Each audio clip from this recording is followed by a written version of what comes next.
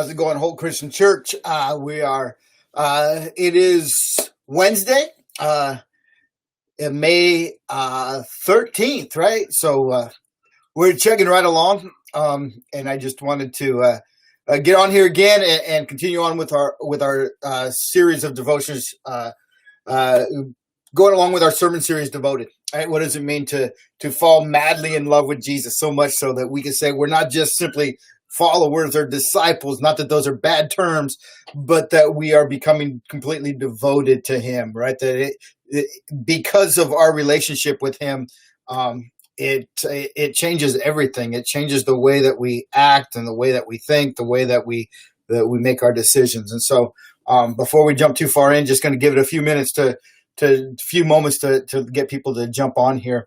But while we're waiting for people to jump on, hey, want to give huge shout outs this week. First one is to our local impact team. And so if you do not know, our local impact team has continued to meet and work and find ways that we as a church can be an impact on our community.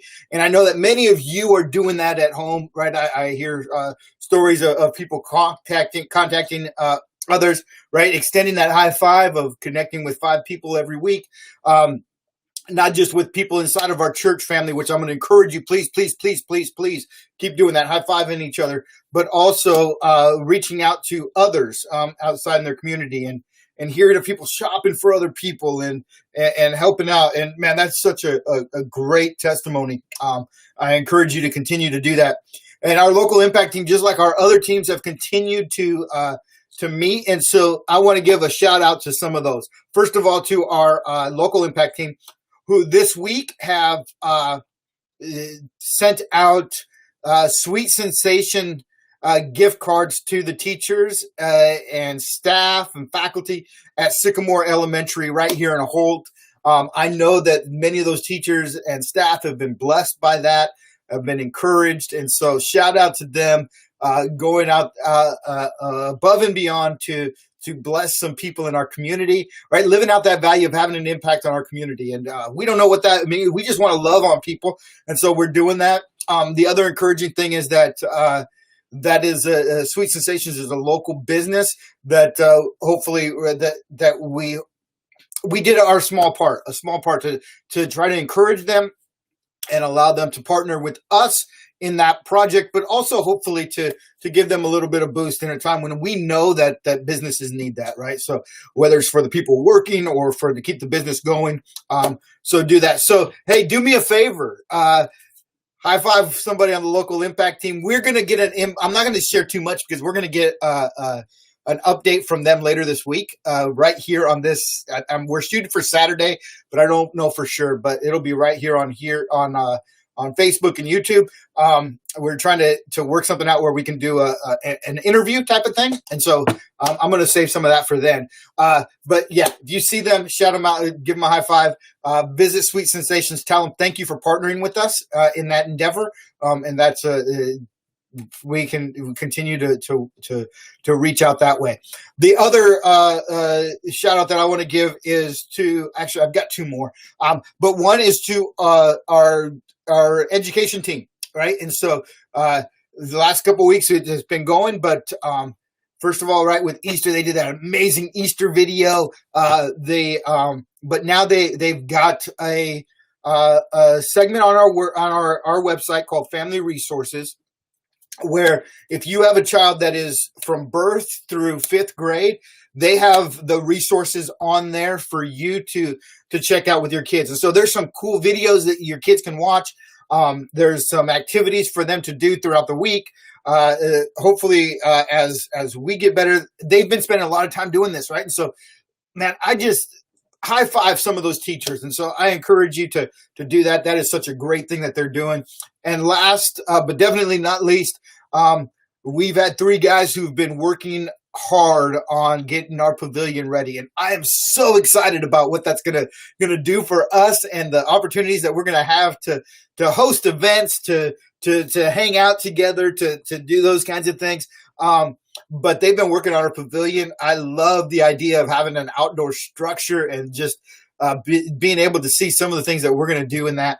And so Jeff Moore, Dan Robinson, and Mark Voss have been working very, very hard on that to make sure that that's going to be done. Hopefully by the time we get back together. And so they're moving along a lot farther than I know I could have. And so if you see them or can reach out to them, high five them. Thank you guys so much. Thank you all. And to every one of you who have continued to be involved in ministry, I appreciate each and every one of you so, so much. Our leadership team has been reaching out, and they've been meeting every week. It's been a great thing. And hopefully in all of that, the transition into our devotion here, hopefully in all that, what we're beginning to see is a picture of Jesus that lives through us, that is beyond maybe than what everybody else has maybe what we've pictured before. Maybe we're getting a better glimpse of Jesus, and because of that, we're going to become more devoted to him. But hey, just been thinking over the last couple of days of what I'm going to share with you guys, right? And we talked about seeing that we were seen. We talked about that on Monday, that Jesus looks at us and sees us. He doesn't see our mistakes, our failures. He sees us. And when we really get to see him, we begin to have that relationship that is bonding us together. And as I've been thinking about that over the last few days, right, and last week as we wrapped up into this sermon, I thought of an event that happens in the 8th chapter of the Gospel of John. And if you're familiar with that chapter, right at the very beginning, it says that Jesus went to the Mount of Olives and that he went to the temple to teach, right? And that all the people went to listen to him teach. Then we're told that the scribes and Pharisees caught a woman in adultery and brought her to Jesus. And we're told that it was an act to try to trick him, right? To see what he would say. They had an idea of what he would say, but they were hoping that if they were right, that he would say something that they would be able to use against him. He would act differently than the way that they were supposed to. And in this event, right, I begin thinking, man, I wonder, who are we thinking Jesus is? Right? What are we expecting to see?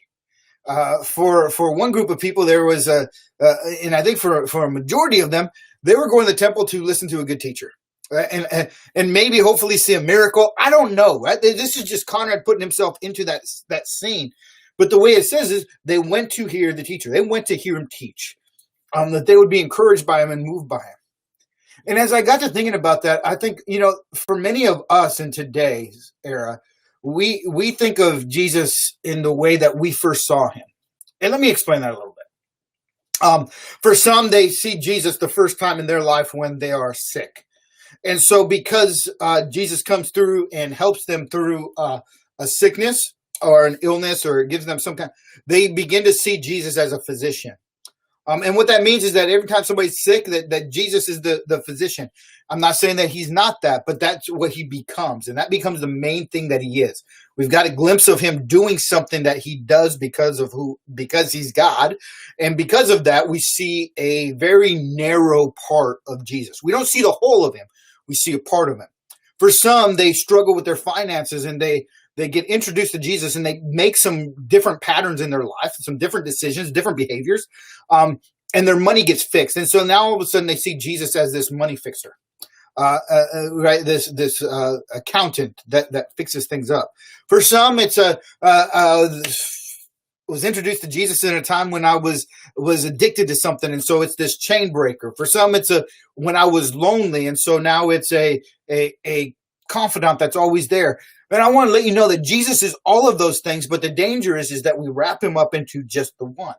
And so if we wrap him up into just teacher, then we begin to miss the rest of him. If he's just miracle worker, then we miss the rest of him. And I think that's a danger that some in the first century possibly could have, because they see a part of what Jesus is supposed to do, or see a part of what Jesus does and think that that's what he's supposed to do all the time. And so when he doesn't perform a miracle, they get upset.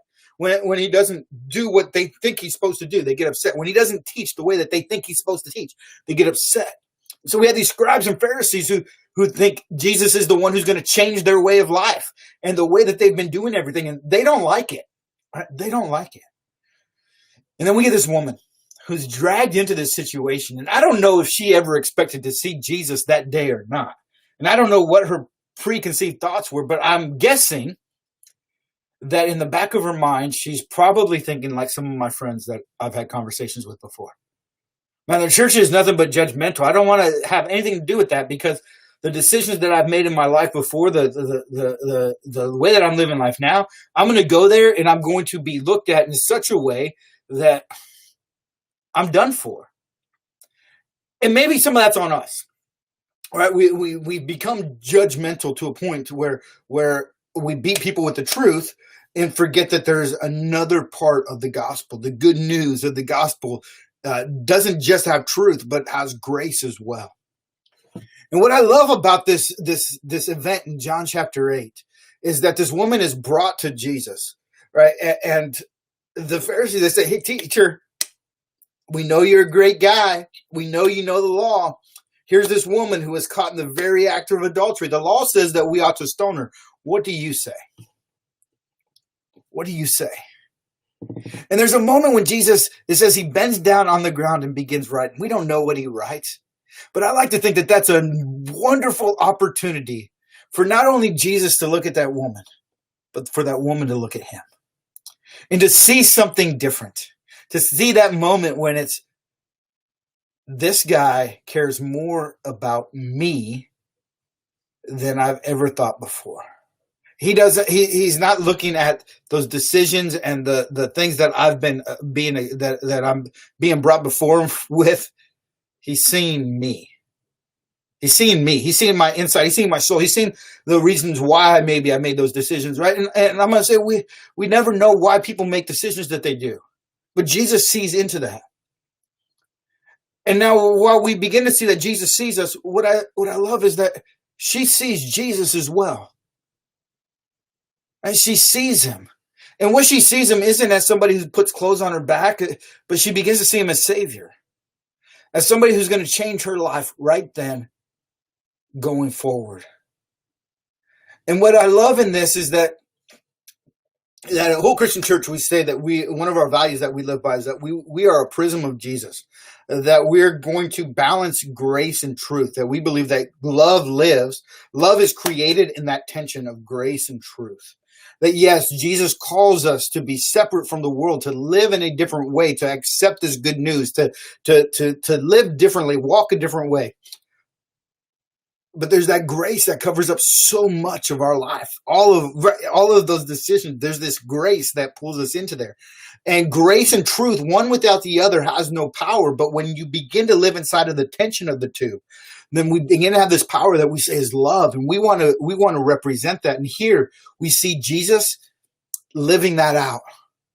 Right? So he says, those with the first sin, those who are without sin, cast the first stone. Stones drop and everybody walks away. It says everybody leaves.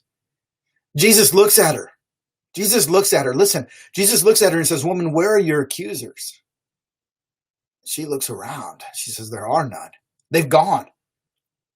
He says, "Neither do I. Now go and sin no more."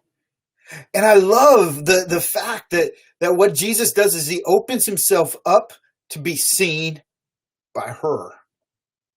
And he does the same thing with you and me. We may expect Jesus to do something, but if we can really get a glimpse of him, then it changes everything.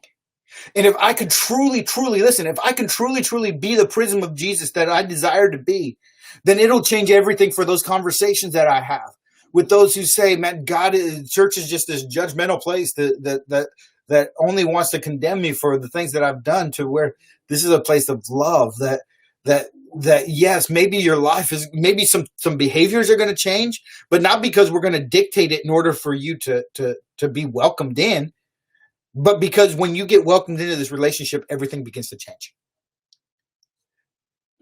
But if all we see is God or Jesus as this judging character who wants to pour down his wrath on us, we're in deep trouble. We'll never really see him. But if we can begin to see this Jesus that pours on his grace, and when everybody else wants to condemn and wants to stone and wants to push us down farther, which, by the way, people do all the time, right? We see that it's scattered through. That's one of the messes of our world, is that we are divided over such petty things that we don't look at people. We look at their words or their decisions or who they are affiliated with more than anything else, instead of seeing the redemption factor that can be brought out in them. And Jesus says, go and sin no more. I don't condemn you. What he's doing is inviting her in to see him. And my hope is that each and every one of us, as we get closer and closer to Jesus, begin to see a bigger picture, that complete picture of the good news, of not just somebody who says, I'm coming so that you can have something later, but will change your life today. And so if you're hurting today, man, what I'm going to ask you to do is just spend a few moments and just spend some time having that conversation with Jesus. Right? And if you've never done it before, I know it may be awkward, but just try it out and see if he doesn't show himself to you, and see what happens. Because I'm sure that if you begin to see the true Jesus, not just healer, listen, I said not just healer, not just provider, but the complete Jesus who says, I've come to save your life, bring salvation, make it full, then we're going to see something great. Hey, that's my time today. I love you guys. I look forward to seeing you soon. And again, make sure you high five each other. Visit some of your local restaurants around here. Give a shout out to your friends and your neighbors, and make sure that you're having contact with them as well. All right. Hey, God bless. I'll see you soon.